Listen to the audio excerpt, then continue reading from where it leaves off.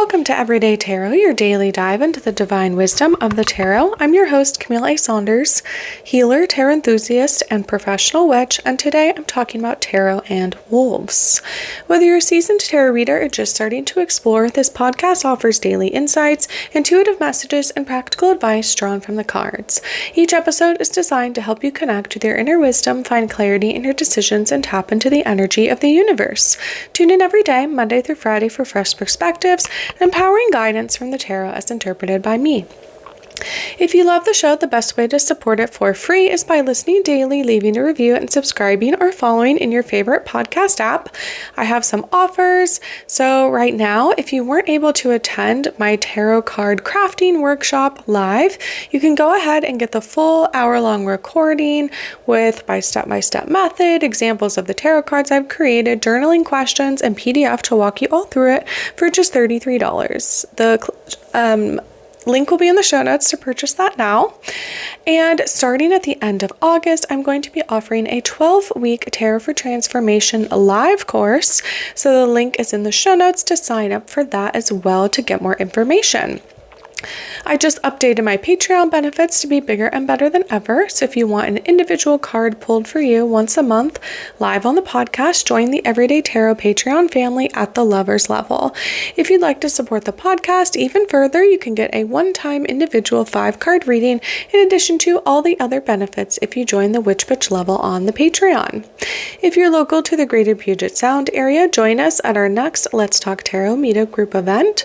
If you're interested in my free PDF with the 2025 5-card tarot spread I created just for you at the beginning of this year, you can get that by joining my newsletter list. My weekly newsletter always has the most up-to-date information on upcoming events, presentations, musings, and more. And if you don't already know, I am a sex and relationships therapist and coach, seeing clients virtually all over from my home office. I love working with queer, poly, and witchy clients.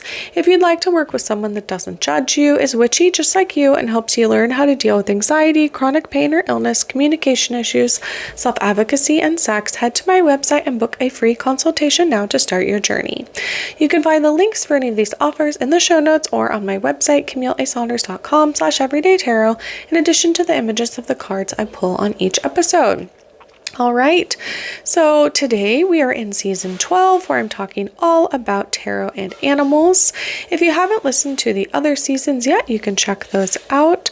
I did season 1 was about tarot basics. Seasons 2 and 3, I went through all the major arcana cards and an overview of the 4 suits.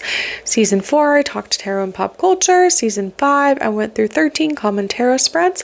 Season 6, 7, 8, and 9, I went through all of the suit of wands, pentacles, swords, and cups. Season 10 was all about tarot and witchcraft. Season 11 was tarot and plant allies. And like I said, we are on to season 12 where I'm talking about tarot and animals. And spoiler alert, next season I will be talking about divination and tarot in the Harry Potter series.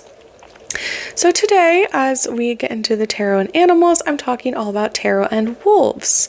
So I'll go into an animal description, symbolism, and animal magic, and its relation to the tarot, and then we'll pull a card at the end to see what message wolves have for us today. So if we get into the description, I am pulling this information here from Wikipedia.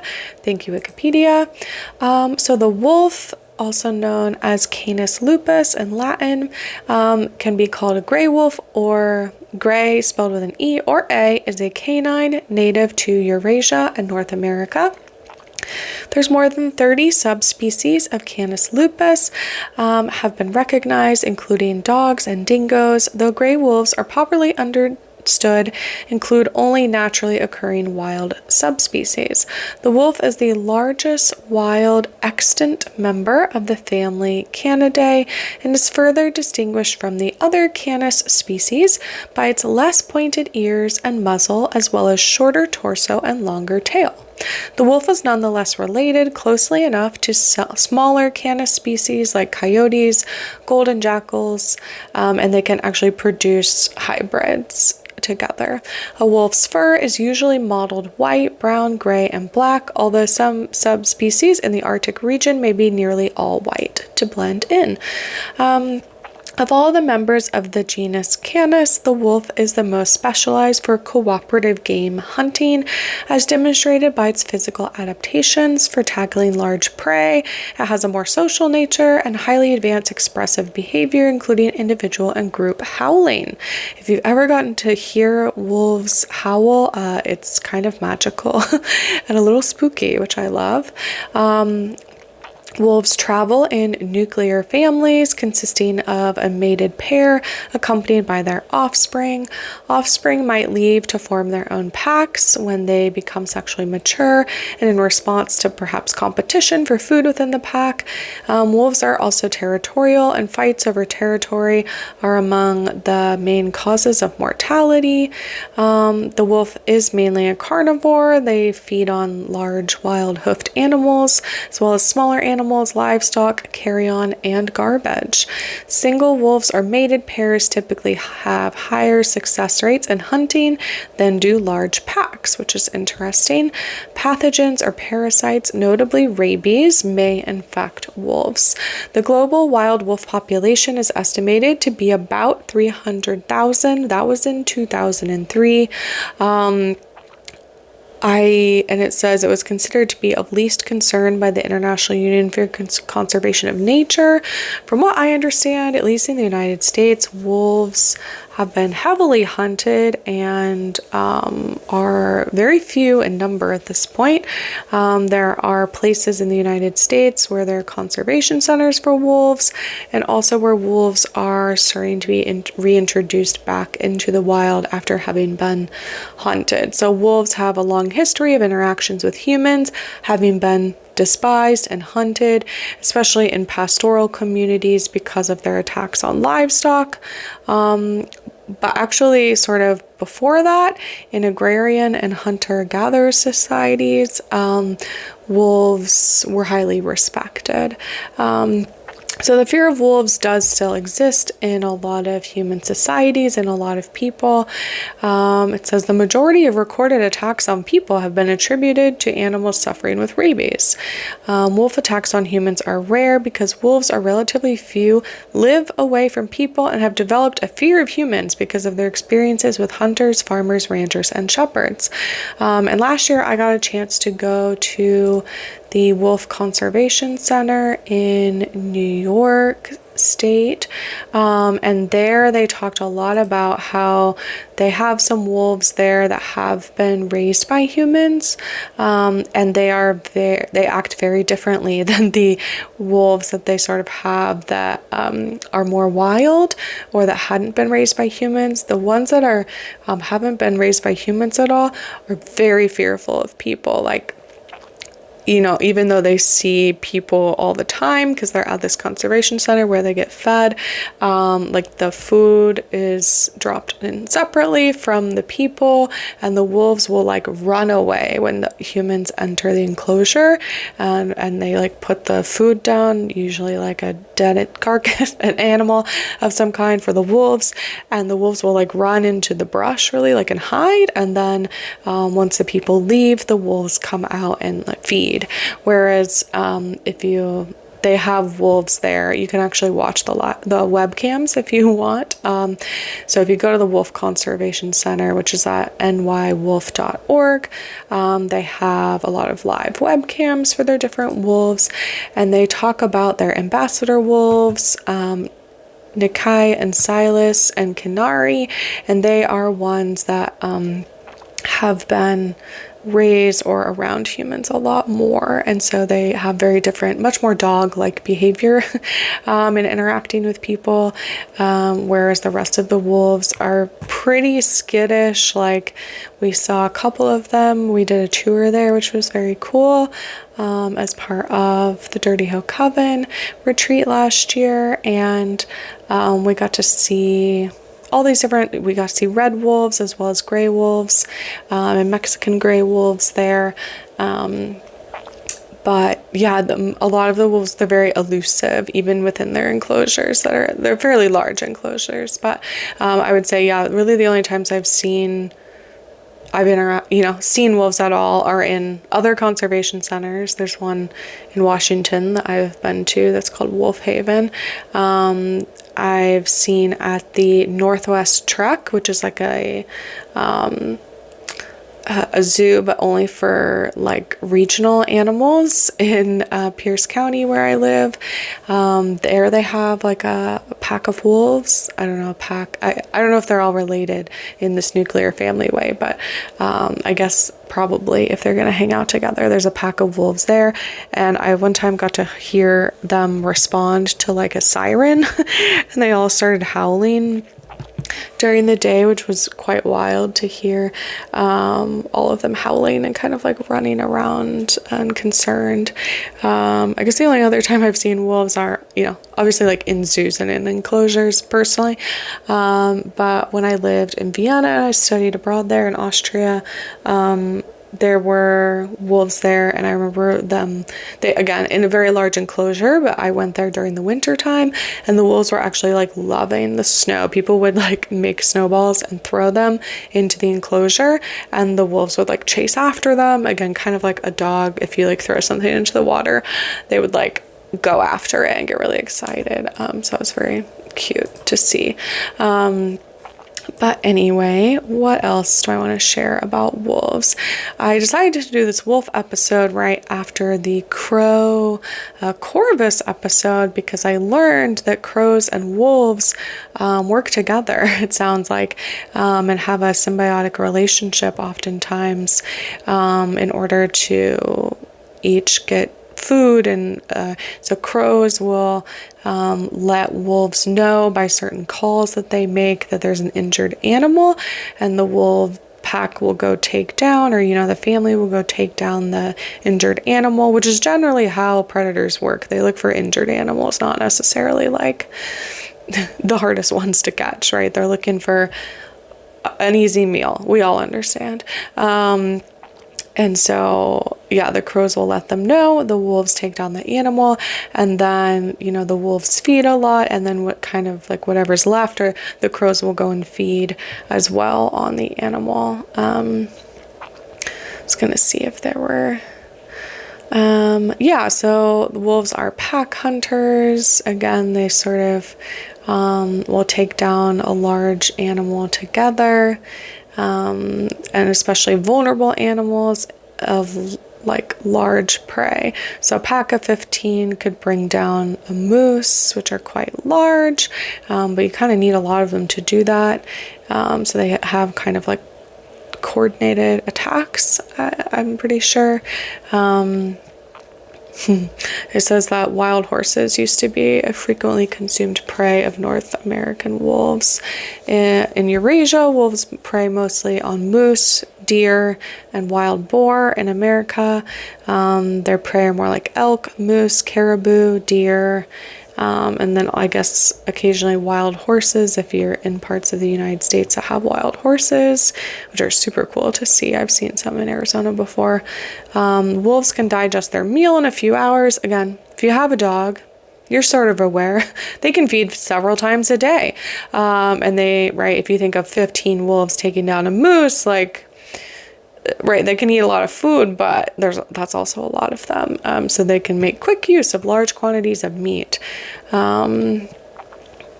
Let's see what else. It says they're not fussy eaters. They'll regularly eat waterfowl or duck eggs or things like that.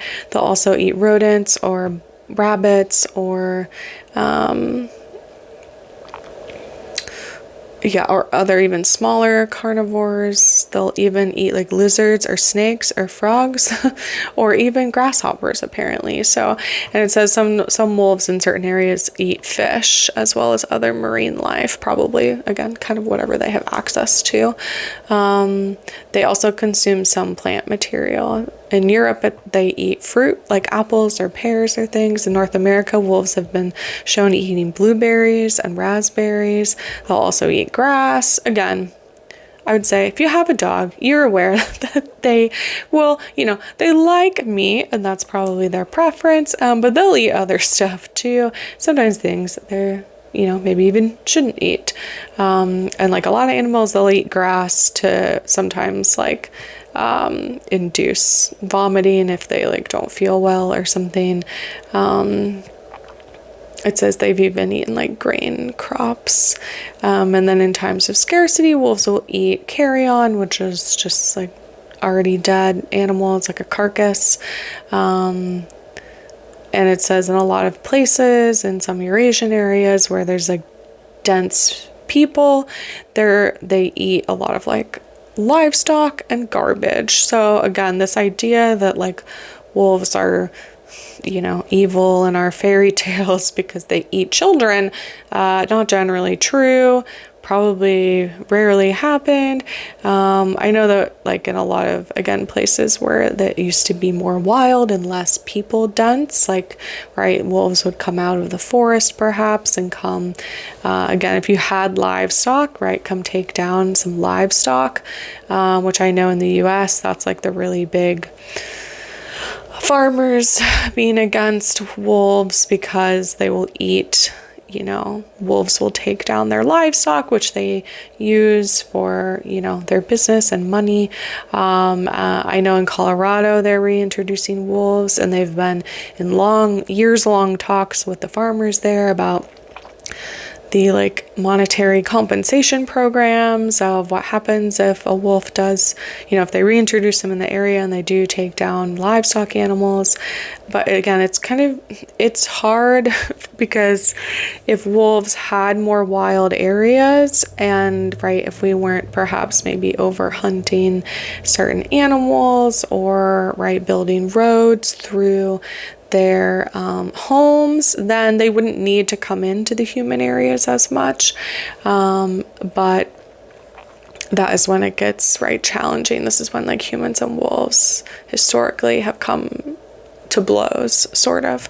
And with guns, right, that gives humans an advantage over wolves, even if, right, there's a lot of them.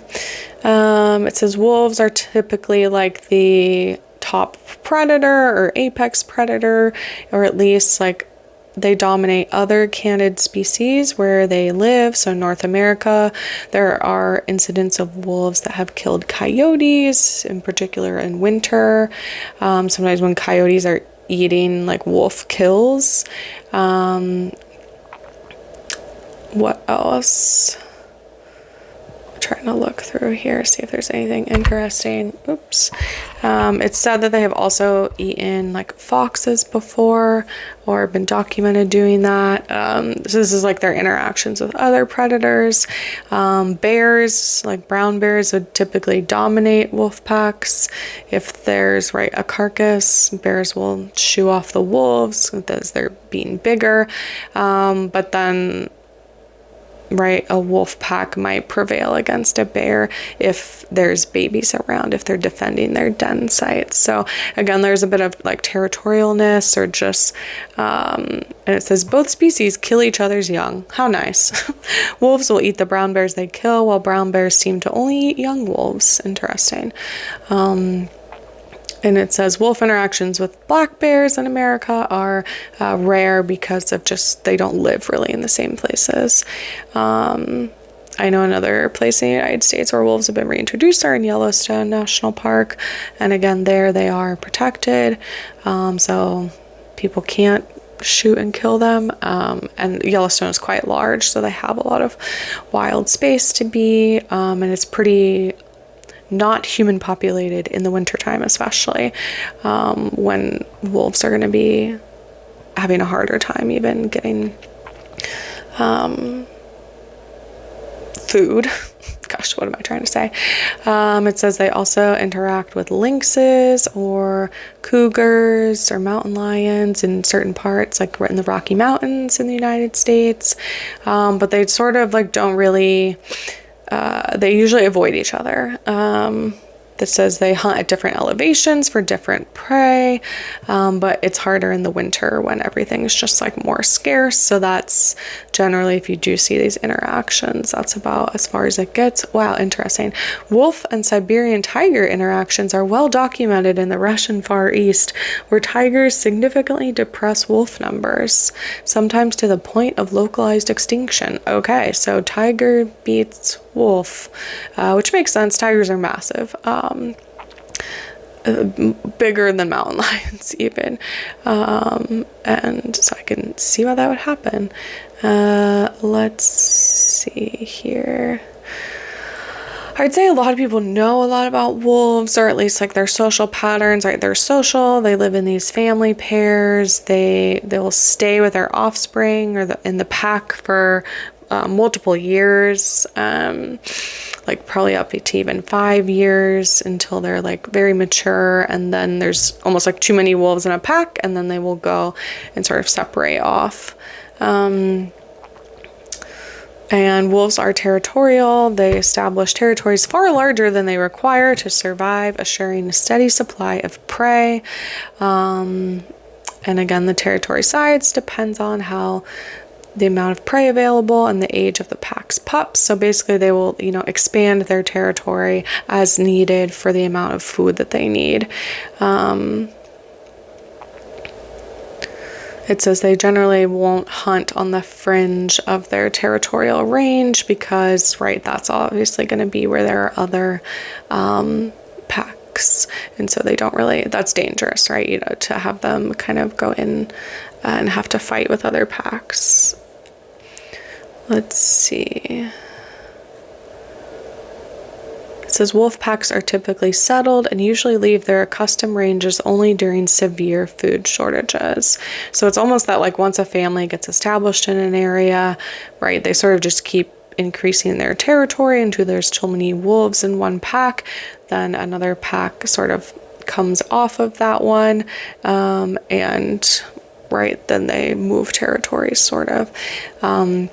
And there have been territorial fights documented and ones that have killed wolves.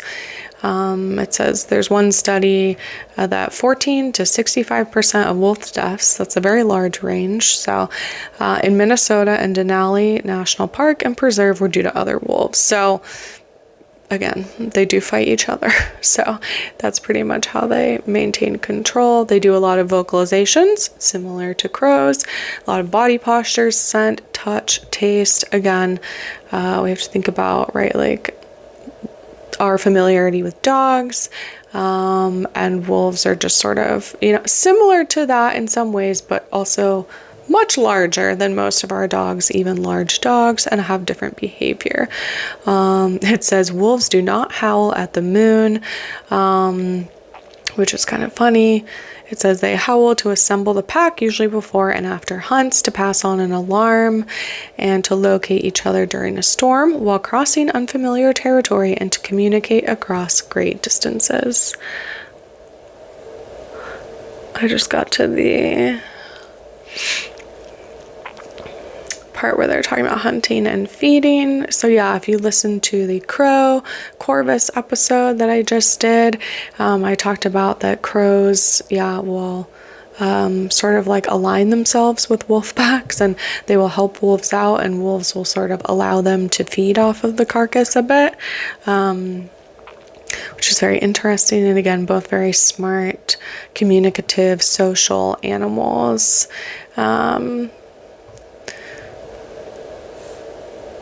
Let's see. And yeah, wolves were heavily hunted, especially in the last 100 to 200 years, since guns have been around, and especially when there's been a lot more like livestock in certain areas and fencing and stuff like that where they can't get away. And there has been some reintroduction of wolves in different places. Let's see. Okay, that's probably enough about wolves for now. Wolves, have been, again, long in mythology and folklore. The ancient Greeks associated wolves with Apollo, the Romans with Mars, the god of war, and believed their city's founders, Romulus and Remus, were suckled by a she-wolf. Norse mythology includes the feared giant wolf Fenrir, and Geri and Freki were Odin's faithful pets. So, right, we have mythology in a lot of places, I would say, where wolves have been historically, and right, there's different kinds of wolves, and so they also are greatly throughout the world. In the Pawnee creation myth, the wolf was the first animal brought to earth. And they talk about Sirius as the wolf star. Both Pawnee and Blackfoot call the Milky Way the Wolf Trail. And the wolf is also an important crest symbol for clans of the Pacific Northwest, like the Kawakawaka. I'm going to look at where this is. In southwestern Canada. Okay, let's move into more symbolism. So I started talking about it. Right, again, we have these social dynamics, we have the sort of pack mentality, right? Again, even a lot of the ways we talk about people and how they work or is from our understanding of wolves and how they socialize and stay together. On TanyaCastile.com, her website, under the wolf, they talk about the wolf of being integrity, symbolizes integrity, instinct, and interdependence. With a strong sense of community and deep familial ties, wolf teaches us the importance of loyalty. When wolves travel in packs, they demonstrate an understanding of collaboration and support. The weakest members often lead, while the strongest protect from the rear, ensuring that no one is left behind. This behavior highlights the power of unity and reminds us that we can achieve our goals more effectively when we support one another by fostering loyalty in our relationships, whether with friends, families, or colleagues. Wolves are also guided by their instincts and intuition, qualities that we can cultivate in ourselves. Their ability to communicate with subtle gestures, growls, and glances shows the importance of listening, not just to others, but to our inner voice as well. When we take the time to quiet our minds and tune in, we can hear our intuition guiding us like a wolf howling at night. As I talked about a little bit earlier, wolves share a unique bond with ravens and crows, reflecting the value of interdependence and cooperation. The two species work together, helping each other find food and navigate challenges, and they do this by their vocalizations. The relationship serves as a reminder that we too can benefit from collaboration and the support of those around us. It says there's an ancient love story between wolf and raven where they fall in love but tragically can't find a way to be together because of their air and earth differences. In Danish folklore, there's a mythical creature called a valvraven, which is half wolf, half raven. According to the tale, valvraven was born from a raven eating the body of a king that was killed on a battlefield, creating a half wolf, half raven mythical creature. The valvraven's goal is to transform itself into a knight. To achieve this, it must eat the heart of a child. Oh, how nice.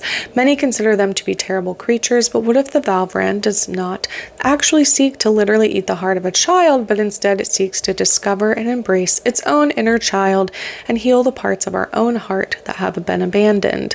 Then, once the valraven has done the work to heal its inner child, it can transform into a knight, a protector of light and love for our world. By acknowledging and processing our emotions, we can work toward becoming our better selves, shedding old identities, and emerging stronger and more whole instead of causing harm to others. And again, that was from Tanya Castile's website. I talked about the Wolf Conservation Center earlier, where you can watch their webcams and see their wolves there. They have 7 packs of critically endangered wolves there that they feed and sort of in some ways like rehabilitate, and they have like breeding programs basically for them, and then they will release wolves back out into the wild is like the goal of the program there. Especially things like the Mexican gray wolves and the red wolves that are there are very few left. Okay, so if we think about wolves and tarot, so in a traditional tarot deck, really the only time we might see the wolf is in the moon card. So again, this kind of, right, we have this association with wolves howling at the moon, but on the moon card it depicts often a dog creature on one side and a wolf creature on the other, talking about that we have this, where is that here, that there's a phrase, between a dog and a wolf, was a description for twilight, so either dusk or dawn, when the half light turns everything monochromatic and you can't tell the difference between the wild and the tame. And so this is sort of what is being depicted often on the tarot card. Let's see. What else? So often what is on that card, on the moon card, right, we have the, I'm going to pull it up in my, in the Library of Esoterica tarot book by Toshin, the moon. So it's often depicted, the full and pregnant moon hovers in the night sky, illuminating a path that winds far into the distance. A dog and a wolf stand as sentinels, and in some decks are shown howling up at the lunar light. The two animals represent the wild and the tamed, the duality of human nature, the loyal and the feral existing side by side. Some older decks include two astronomers in the scene observing the heavens. In the most popular depiction, a small crustacean appears just emerging from a pond in the foreground.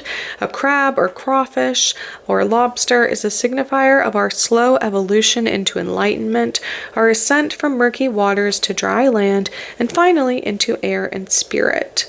Then often depicted in the background are these twin towers, which is supposed to represent the line between the unconscious and waking state. So in the Star Tarot deck, they depict the dog and the wolf in that one. In the Tarot Anome de Paris, a French deck, they have a wolf in that image.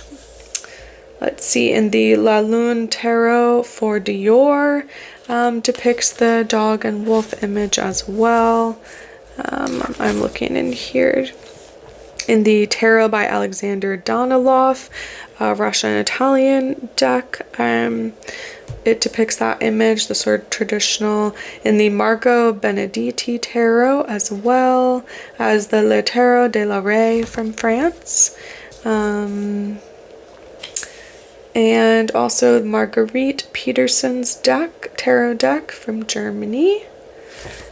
So again, that is sort of a traditional depiction of the moon card. So other than that, we don't, at least in the sort of traditional Rider-Waite-Smith depiction, we don't necessarily see any other wolves. I have two decks in front of me where they depict other cards that have wolves in them, so I thought I would share those. So I pulled the moon card from the Desert Illuminations Tarot deck, which does have the dog and wolf sort of on either side, the traditional kind of depiction there with the moon and the lobster and the twin towers in the background. But we also have the Strength card, depicts what looks to me like a wolf. I'm going to check in the deck to see if it says okay, it says the Strength card is based on the myth of the red wolf. After traveling for many days, starving and weak, a woman heard the haunting howls of a wolf in the distance. At twilight, the red wolf invited her to share food and water together. By following the wise instructions of the red wolf spirit, the woman gained enough strength to survive death by taming the wolf with the purity of her spirit. What situations in your life have you gone through where you needed to be strong?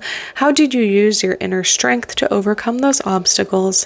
Remember that you always have the strength to overcome any challenges life throws your way, even when you don't think that you do. And I like it says this card's associated with the sun and Leo, which we are still in Leo season right now, the element of fire and the solar plexus. So that one depicts the red wolf, which would be the sort of native wolf to the southwest of the US.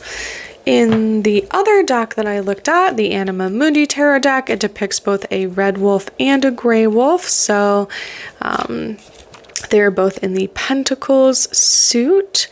Pentacles being an earth sign. In this deck, they sort of go very strongly by the elements of each suit. So Pentacles would be earth. So these are all like earth animals, basically. The cups have water animals because they're a water sign. The swords have air animals because they're an air sign, etc. So first we have the Ten of Pentacles, which depicts a red wolf, Canis rufus. You've worked hard for a long time, and through all the struggles and setbacks, you've finally accomplished your goals. You've now reached a state of contentment. This also means you're able to turn your attention to your family, and it does depict like a wolf with cubs around them. It says you're now able to provide for them and do your part to ensure their bright future. So upright, this card is about establishment, wealth, success, inheritance, and family tradition. And then the Knight of Pentacles card depicts the gray wolf, Canis lupus. The Knight of Pentacles is patient, methodical, and hardworking. Trustworthiness, reliability, and routine work are required from you right now. The work may seem dull, but they will pay off eventually. You will see all the tasks through to the end. Upright, it's about practicality, steadfastness, routine, meticulousness, and conservatism. Yeah, so those are the ones that had wolves on them in the decks that I could find. I am going to dive in and see what the cards have to say today on this topic, what message the wolves have for us, and we'll see what's there.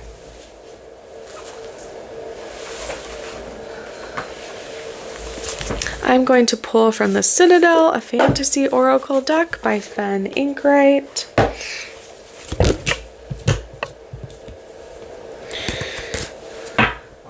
A card flipped out, but it was just the top card, so I'm going to shuffle, and if it comes back out again, then we know it's for real, for real. Okay, what message do the wolves have for us today? What do we need to learn? What do we need to remember?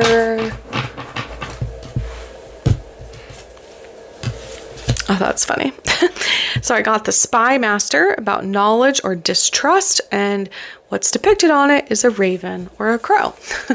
So we have that connection again back to the Corvus, which are ravens and crows, and this is the Spy Master. Okay.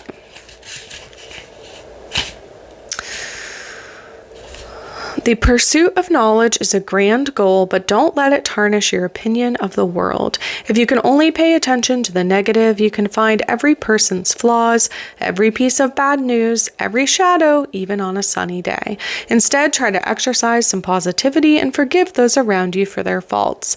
A relationship or situation can be so much better if its flaws are acknowledged, but not focused on above all else. So that is the Spy Master there. So we're not supposed to, right? The pursuit of knowledge is good, but we're not just holding to that, right? We're going to think about the positive side of things, try to be forgiving of those around us, even when they might break the rules or not, right? Not be perfect, because no one's perfect. And we can recognize, right, our own flaws and flaws in relationship, but also we can focus on the generosity of others above all else. All right, and that is the Spy Master. And as we think about it, right, the generosity here is of the wolf-crow dynamic, where the crows, again, sort of are on the lookout for injured animals for the wolves, and the wolves go take them down. The wolves feed a bit, and then the crows also get to eat from it. So they have this, right, working together, collaboration, symbiotic relationship as well, which is very cool. So sometimes, right, things can we can all get something out of it when we collaborate, even if we think that we could do it better on our own. Sometimes, right, if you're the wolf, you literally can't fly. You can't see above the ground unless you go stand on a hill. And so, right, there are just things that other people can see that we can't. And same for the wolves, right? Crows are much smaller critters. They don't need as much food. But if they can, right, help the wolves take down larger animals and help them work together, then they can be on the lookout for them. All right. So in closing, if you'd like to join me on the journey of using the tarot for transformation, click on the link in the show notes to indicate your interest to get more info. We'll be starting at the end of August, working together for 12 weeks of calls and journaling to discover what happens when we want to transform our lives through the tarot. Links for the tarot decks will always be in the show notes and on my website if you'd like to look at them or purchase them. And thanks for joining me today on Everyday Tarot. Just as a reminder, the podcast comes out daily, Monday through Friday for all of 2025. You can email me, me@CamilleASaunders.com with your thoughts, questions, and more. All right, see you soon. Bye-bye.